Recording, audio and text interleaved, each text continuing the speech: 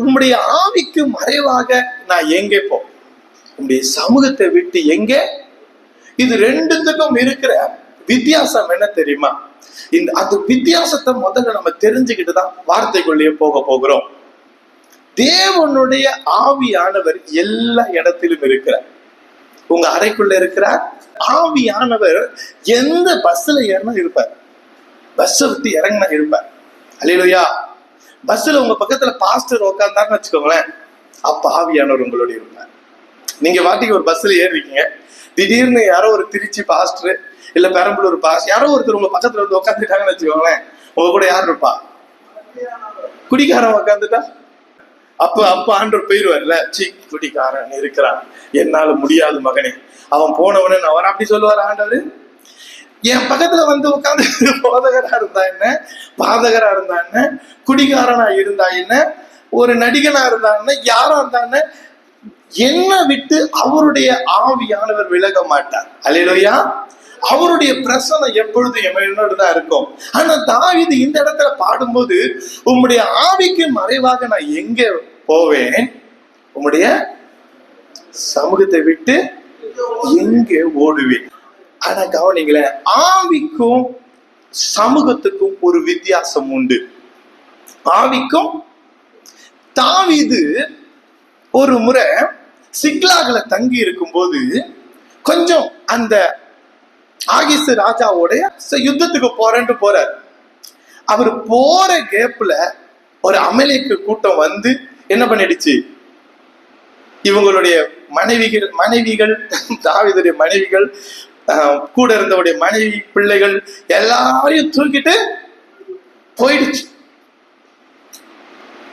இப்போ இது நடக்கும் போது அங்க ஆவி இருந்துச்சா இல்லையா? தேவ ஆவி இருந்துச்சா இல்லையா?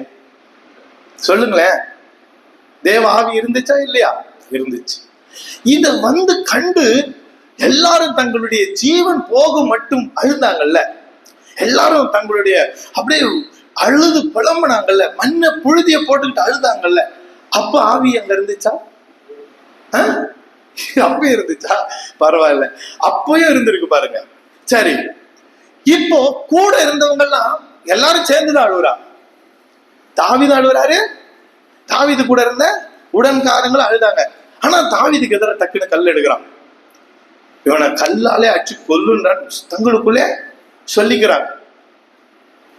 ஏன்னா சில நேரத்துல அப்படிதான், சில நேரத்துல அப்படி நடத்திக்கிட்டு போறவங்கள கல்லெடுத்து அடிச்சுட்டா எல்லா பிரச்சனையும் தீந்துருன்ற மாதிரி கூட பிரச்சனைகள் நம்மளுக்கு கிட்ட சொல்லும். நம்முடைய பாரங்கள் என்ன பண்ணும், அப்படி சொல்ல கூட உடன் இருக்கவங்க பேசிக்கிறாங்க, இவட கல் அடிக்கணும். அப்ப ஆவியானவர் இருந்தாரா? அப்ப தேவனுடைய ஆவி இருந்துச்சா? சரி, இப்பெல்லாம் இதெல்லாம் நடக்கும்போது தேவ சமூகம் அங்க இருந்துச்சா? எல்லாரும் கேள்வி கேட்டாலே கொஞ்சம் கேள்விக்கு நீங்க பதில் சொல்ல முயற்சிச்சீங்கன்னா, பேசப்படுகிற சத்தியம் உங்க இருதயத்துல போய், நான் பதில் சொல்ல முயற்சிச்சீங்கனாலே பேசப்படுகிற சத்தியம் உங்க இருதயங்கள்ல போய் பதியும். அல்லேலூயா. நான் கேட்ட கேள்வி என்ன தெரியுமா? இவரு மனைவிகள் பிள்ளைகள் எல்லாத்தையும் தனியா விட்டுட்டு யுத்தத்துக்கு போகும்போதும் ஆவியானவர் இருக்கிறார்ல. இப்போ சத்துரு வந்து தூக்கிட்டு போயிட்டான். இதை கண்டு கலங்கி அழுகும் போது ஆவியானவர் இருக்கிறார். அழுது புலம்பி கூட இருக்கிறவங்களே கல் எரிஞ்சுக்கணும்னு பேசிக்கொள்ளும் போது ஆவியானவர் இருக்கிறாரா? இதெல்லாம் நடக்கும்போது தேவ சமூகம் அங்க இருக்கா? தேவ சமூகம் எப்ப தெரியுமா வருது? தாவீது தன் தேவனாகி கர்த்தருக்குள்ள தன்னை திடப்படுத்திக்கிட்டு ஏபோத்தை தரிச்சுக்கிட்டு ஆண்டவர் பாதத்துல உட்காந்துக்கிட்டு, போய் ஆண்டவரே நான் அந்த தண்டை பின்தொடரலாமான்னு கேட்க தொடங்கும் போது தேவ சமூகம் அங்க வந்தது. யாருக்கெல்லாம் நான் சொல்ல வர்றது புரியுது? நிறைய பேரு ஆவியானவருடைய அந்த அசைவாடுதல்லையே திருப்தி அடைந்து விடுகிறார்கள்.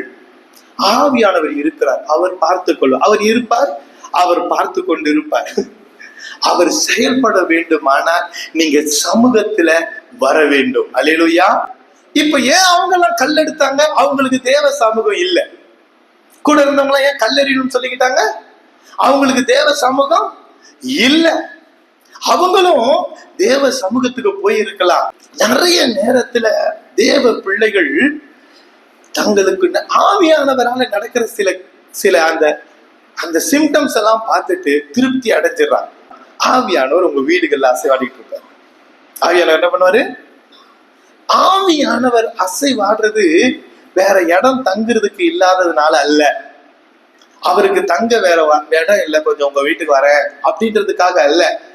ஆவியானவர் எங்க இருக்கிறாரோ அங்க தேவ பிள்ளைகள் தேவ சமூகத்துக்கு வர வேண்டும், தேவ பிரசன்னத்துக்கு வர வேண்டும். இப்போ அந்த உம்முடைய ஆவி உம்முடைய சமூகம், உம்முடைய ஆவி உம்முடைய சமூகம்ன்றது வித்தியாசம் தெரியுமா? அந்த ஆவி இருந்த அதே இடத்துலதான் ஆவியானவர் இருக்கிறார்.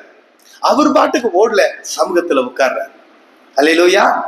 இப்ப உங்க வீட்டுல ஆவியானவர் இருக்கும் போது நீங்க அவரோடு அவருடைய சமூகத்துல அவரோட அமர்ந்து அவரோட பேசுகிற அனுபவத்தை உடையவர்களால் இல்லாத வரைக்கும் அந்த ஆவியானவரால் உங்களுக்கு பிரயோஜனம் இருக்க போகிறது இல்லை. நான் சொல்றதை நல்லா கவனிங்க. பரிசுத்த ஆவியானவர் உங்களோடு இருக்கிறது தேவ சமூகத்தை உங்களுக்கு தர்றதுக்காக. எதுக்காக இருக்கிறாரு? தேவ பிரசனத்தை உங்களுக்கு தருகிறதற்காக. நீங்க பிரசனத்துக்கு இடம் கொடுக்காம, அவரோட தனித்திருக்க இடம் கொடுக்காம, அவரோட பேசுகிறதுக்கு உங்களை அர்ப்பணிக்காம ஆவியானவர் இருக்கிற எல்லாம் பார்த்து பாருன்னா பார்க்க மாட்டார். தாவீதுக்கு பார்க்கல. அவர் தாவீது எதை நம்பி மனைவி பிள்ளைகளை விட்டுட்டு போயிருப்பாரு? எதை நம்பி அவங்கள எல்லாம் விட்டுட்டு போயிருப்பாரு? ஆவியானவர் இருக்கிறார்ப்பா. ஆவியானவர் இருந்தாரா இல்லையா? இருந்தார். நீ சமூகத்தை ரொம்ப குறைக்கிற, சமூகத்துல அமர்றத, சமூகத்துல காத்திருக்கிறத, சமூகத்துல வந்து என்னோடு பேசுகிறதுல நீ குறைவுபட்டு கொண்டு இருக்கிறாய். அதை நீ மாற்றாவிட்டால் நீ நஷ்டத்தை அனுபவிப்பாய். இதுதான் நம்முடைய பிரச்சனை இன்னைக்கு.